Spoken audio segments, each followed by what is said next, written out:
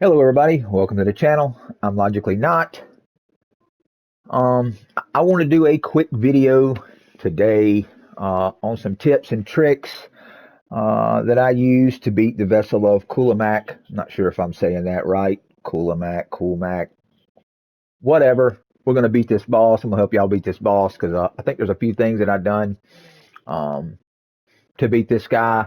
After it took me a little while to get to him or figure out how to fight him in his final form, right? Because uh, you have to keep fighting him, keep hitting the statues, and I don't look anything up really. I try to find it on my own. So I fought him one time and got a ring with no modifiers on it, and then I went back and I done it again. So I mean, I fought him several times in his different with different modifiers on him. Um, before I figured out the final version of him where you can ascend into the Abyssal Lich. Uh, the fight is very punishing for players that like to use movement. After I beat him, I went and looked at how some other videos, and most of them are just people using like an OP build and just melting his health bar, uh, and just face tanking and just melting his health bar really quick. Okay, that's not helping the majority of players out there. Especially if you're, make your own build. You're not following, some meta build or OP build. You don't have all this great gear. Somebody's just playing the game organically. That's not going to help them, right? So uh, I'm going to go over a few things that I've done um, to see if I can help some people out there.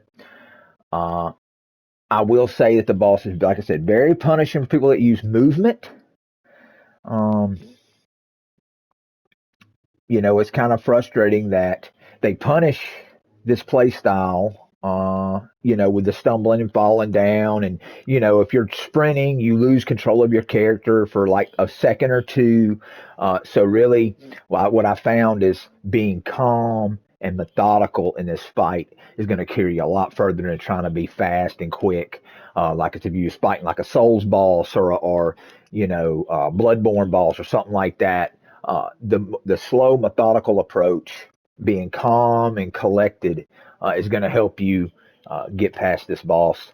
Um, so yeah, um, let's. I'm trying to gather my thoughts here. I don't do all my videos on the fly, so I'm just trying to gather my thoughts. I had a couple more things I wanted to say. Just about I feel like the developers, and some people ain't gonna like me saying this, but I feel like the developers are really trying to push people into certain builds, certain preferred builds, which is really disappointing for a player like myself that wants to make their own build and have their own build and be different, right?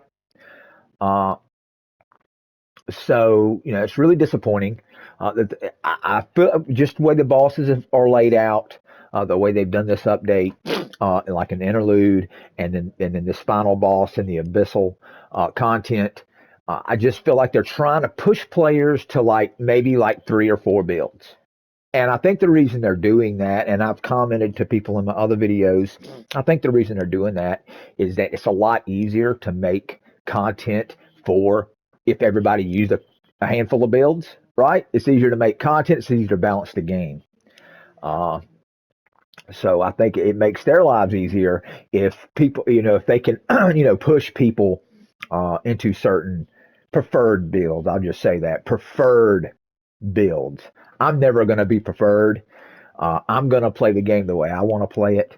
And you know, it's harder on me, right? It's harder, it's harder on me to play certain content. The mapping is still the same. There's really not anything there. There's a couple of a couple of the abyssal mini bosses that are frustrating. The guy with the double spears, he's very frustrating. Uh, You know, it just, especially when there's like two or three on the, you know, two or three at one time, they're very frustrating. And they did debuff them a little bit on the last update, which I was thankful to see that because they were just way overpowered. I still think they're a little, they need to be tuned down a little bit, but they're not unmanageable now. Before when we first started playing this, first time I ran into them a couple of times, I mean, they were just brutal. But hey, enough of me rambling. Let's go ahead and get into the boss fight. Like I said, I've done a few things here. I think it's going to help you be successful in taking this boss down. Uh, you know, like, share, subscribe. I appreciate you for tuning in.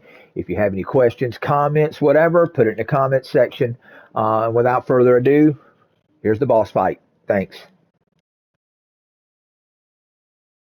All right, guys, here we go. All right, so the floor is going to be split into two. First and foremost, we're going to use that to our advantage. Uh, so you want to start on this side so you get that early damage in. Always try to start on this side so you can go ahead and start the fight because he's going to warp to you through the floor if you start on the other side, and it takes a minute. But yeah, you want to try to stay behind this guy as much as possible and watch your health bar. If you see your health draining like this, like mine's doing right now, you need to hit the door, okay? Hit the door early in the fight. Later in the fight, we're going to run from him. But right now, you want to use the door. The doors are great for getting out of danger, getting out of trouble. You want to stay behind him. This move here is pretty self-explanatory. You're just going to hit the dodge button twice when the waves come, when he shakes his head. All right? This right here is devastating. This is why you always want to be behind him because that move right there, it's one shot. It'll just absolutely destroy you. So stay behind him. Now, you see this enemy here that he just spawned out? This is the key. When he spawns that enemy, go to the other side and don't kill that enemy. All right? And the reason, this is the biggest key to the fight, in my opinion, to how I fought him. He doesn't spawn anymore of the snake or the snakes or the one that shoots the green beams. Okay, as long as that guy's out. And this guy cannot warp to the other side of the floor. All right? He can't warp to the other side of the floor. And you have to be right up on him for to be able to attack you. Like, you have to be close to him.